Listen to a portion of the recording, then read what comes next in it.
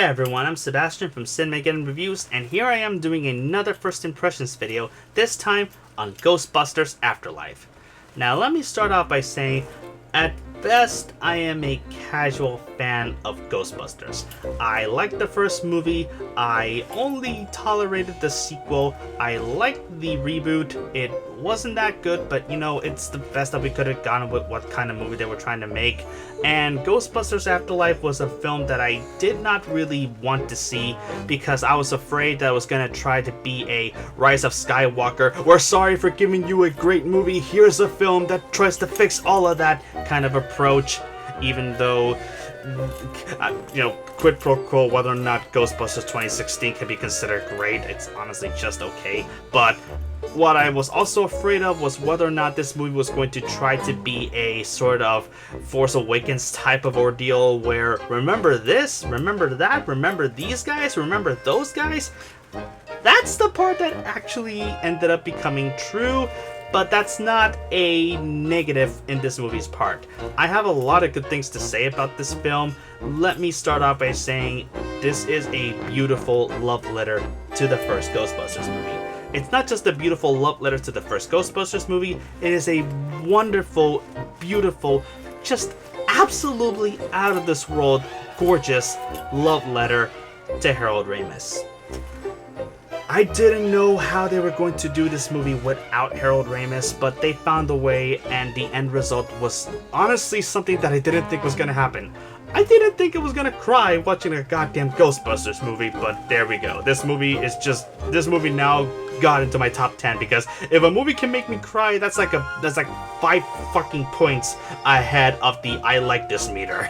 So it's right up there now. I don't know if it's going to make my top 10 for this year, but if a Ghostbusters movie can make me cry, then that pretty much tells you everything you need to know about who I am as a person or what kind of movies I tend to enjoy. So the film is a relatively nice recap film. It starts off with one of the Ghostbusters, I think you can already guess which one, getting killed by a ghost that we don't actually get to see until later on because reasons. And we see his grandchildren, one called Phoebe and another called Trevor, and I know this because I had to look them up because I swear to God I am terrible with names after just coming out of a movie seeing them, especially when a movie like this comes around and isn't really focusing on characters so much as it is focusing on everything else that's happening around it. We get to see them discover who Egon was. After the first Ghostbusters movie, we find out what happened to the rest of the Ghostbusters. We find out what happened to the rest of his life after the first movie. We also get to see the new Ghostbusters, if you want to call it that, forming up in this small town of Summerville, Oklahoma. I'm pretty sure this place is fake, but God only knows what's real and what's not real in Hollywood anymore. And the whole thing is basically Gozer is trying to come back. Somehow, Gozer returned. Jesus Christ. I would have laughed my ass off if they actually used that in the fucking movie. Like, I like The Rise of Skywalker, it's great, but that fucking line, whoever allowed that line to be written into that movie should be fucking fired. Just seriously. But this film is everything that the Ghostbusters movie was, but also serving as a wonderful little, we can make more out of this. This film feels like almost like an episode of the real Ghostbusters or Extreme Ghostbusters cartoons. Like, it feels like almost fanficky in a sense, but no one feels too overpowered or too like they know what they're doing, so why the fuck is everyone else here for? Like, it feels like it's here to entertain and be fun and enjoyable for everyone, whether you're a fan of Ghostbusters or not. This film tackles all of those sweet spots. It has the scientists in the form of Egon's granddaughter Phoebe. It has the Peter stand-in, which is, I want to say his grandson Trevor, who is not really buying to the whole thing. He just sort of goes along with it because, hey, look at me, I'm here and I'm trying to get laid, or I'm trying to find my place in this shithole town. But, he does eventually come around. He's not an unlikable piece of shit like I was afraid he was going to be, because big brothers in movies like these are always framed as the asshole character. We have the Ray character, who is essentially the kid of the group, because Ray was always the kid of the group, and you can't tell me otherwise.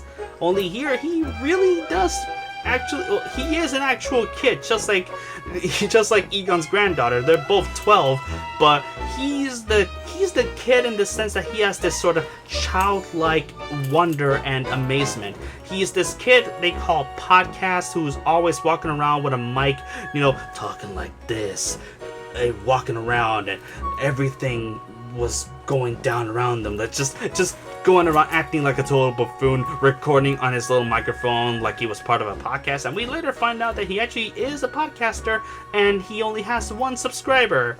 We later find out who that subscriber is. Spoiler alert, it's actually Ray. And ironic, I know. That's why I'm saying this. And he's filled with a lot of childlike wonder, and he's so excited with everything going on around him, even to the point where he kind of makes the joke here and there that doesn't really work but feels very out of place. But he's a kid. I don't blame him for being like this. The only one that doesn't act like a kid is Phoebe, but that's only because she's a dork. She's a nerdy dork who loves science, who loves learning, and I really liked that they didn't make... They still make them feel like kids, despite the fact that it would have been so easy for her to be this know-it-all who thinks that she knows everything and everyone around her is a dumbass. Like, I was so afraid they were gonna try to play into that trope, make her this Mary Sue-esque, or at least this archetype of what people consider to be a Mary Sue character, and I was like, oh Jesus, please, this is only gonna make the fanboys come back from their fucking basements. But thankfully, everyone feels very organic, very well written, and of course we have the token black character, or I'm sorry, the token Winston character, I meant to say, because let's all be honest here, Winston didn't really have much to do in the first movie. He was still very memorable, and he served as his own unique character at the end, but here, it really did feel like they needed a token black character, and they found one in the form of Trevor's love interest, Lucky. That is the stupidest name I have ever heard. And what's really weird is she doesn't really do anything in this movie, and when she almost tries to do something, it goes wrong, and she instead becomes a damsel in distress. So not only is she a token black character, she's also a token love interest that doesn't really do anything and needs to be rescued. Fantastic. Great.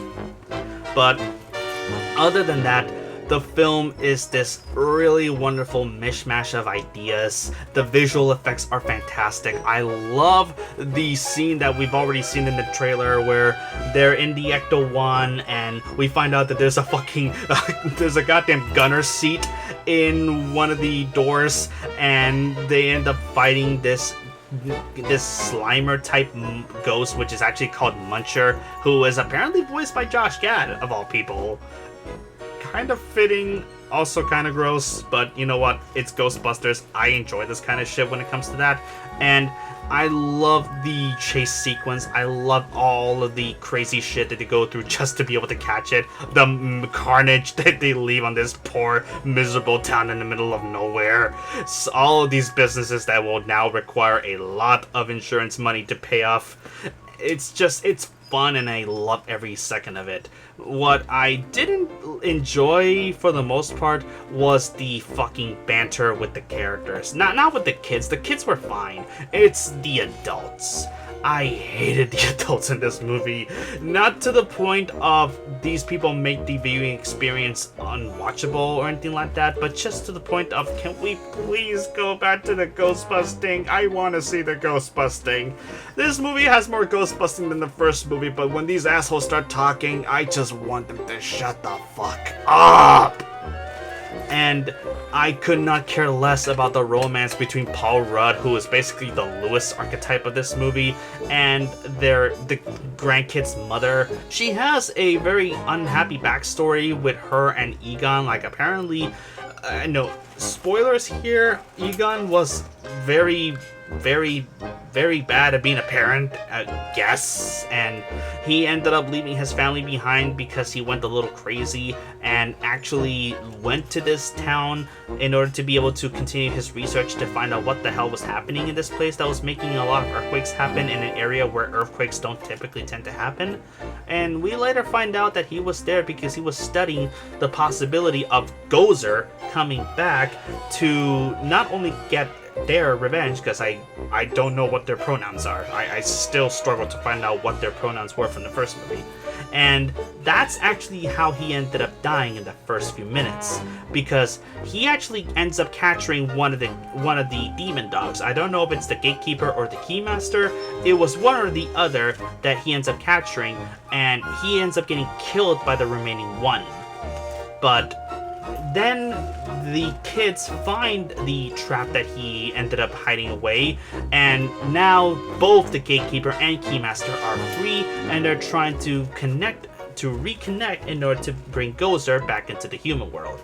So that's where I said, this is basically why I feel like this is a recap film and not just a shot-for-shot recreation. It's going through all of the same beats that the first movie did, but it's still doing so in a new story, but with new characters, and that's really all the film like this needs to be. Just reminding people what made the first movie so good and why it's such an iconic film, even if, let's be honest here, it's at best an okay comedy and at worst a meandering film that doesn't really do a whole lot of Ghostbusting until the last few minutes. Sorry, not sorry. But Ghostbusters Afterlife manages to hit that perfect sweet spot of being nostalgic but also being its own thing. And shit, they even do references to the Ghostbusters video game. Yes, not the NES one. That piece of shit can go fuck itself. Ghostbusters. Jesus, I love that. No, I mean they do references to the Ghostbusters video game that came out in 2010. Ivo Shandor, who actually gets mentioned in the first movie and appears in Ghostbusters the video game, the first time he ever makes an appearance, actually appears in this movie, and he's played by J.K. Simmons. Don't expect a whole lot of him, he's basically just here for a glorified cameo, but it's still pretty crazy to see that they actually included that little homage in this, which in and of itself is pretty cool because that means that Ghostbusters the video game is canon, and I love that fucking game. So, really, what the hell else can I say except, spoiler alert, from here on in until at any point where I mark it in this video, they do a beautiful tribute to Harold Ramis in this. Here's what happens. Throughout the first act of this movie, when we see the kids trying to discover who the hell Egon was, there's this ghost that is haunting the house that they're in. He's a very friendly ghost. He's not doing anything. He's not harming anybody. He's just sort of moving things around, kind of pointing them in the right direction.